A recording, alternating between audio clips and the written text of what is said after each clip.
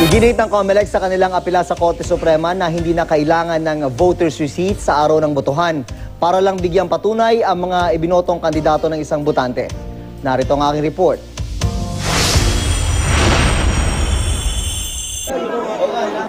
Kung pruweba lang naman ang boto ng isang botante, sapat na raw na patunay ang mismong balota at hindi na kailangan ng voter's receipt. Bukod pa yan sa on-screen verification sa vote counting machines kung saan kita rin ang botong binasa mula sa balota. Ilan lang yan sa mga argumentong laman ng motion for reconsideration na isinulat ng Office of the Solicitor General para sa COMELEC na inihain sa Korte Suprema na nagutos na imprenta ang voter's receipt.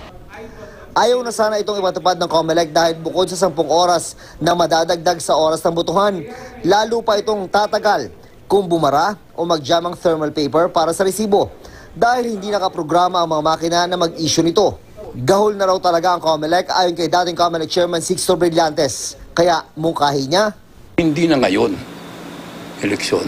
Next na, sa susunod.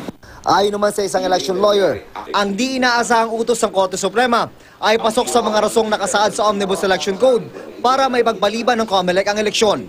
Pag sinabi ng COMELEC na hindi kami handa, kahit na anong sabihin ng Korte Suprema, kahit anong sabihin ng Kongreso, iyan ay wala pa rin, hindi pa rin natin mapipilit ang COMELEC na ipagpatuloy ang halalan.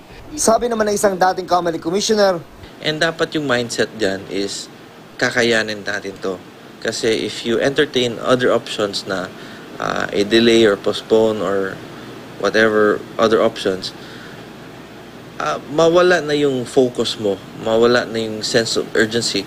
Tulad ng COMELEC, abala rin ang presidential candidates.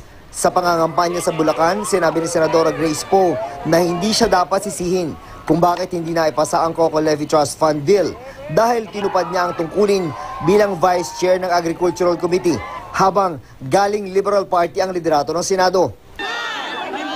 Si Mar Rojas naman nariko sa Agusan del Norte at Surigao City at sinamahan sa ilang punto ng anak ng katambal na si Lenny Robredo. Ipinagmalaki ang mga umano'y natupad ng pangako ng tuwid na daan tulad ng Port ng Butuan, mga paliparan at farm-to-market roads.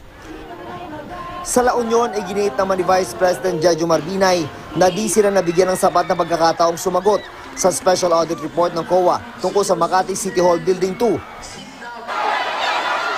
Sinabi naman ni Davao City Mayor Rodrigo Duterte sa Los Baños, Laguna na handa niyang harapin ang umano'y planong kasuhan siya kaugnay sa extrajudicial killings na itinanggi na ng palasyo. Kasama niya ang katambalan si Senator Alan Peter Cayetano. Hindi naman nangampan si Senadora Miriam Defensor Santiago, pati ang vice presidential candidates na sina Senators Chis Escudero, Gringo Honasan, Bongbong Marcos at Antonio Trillanes IV.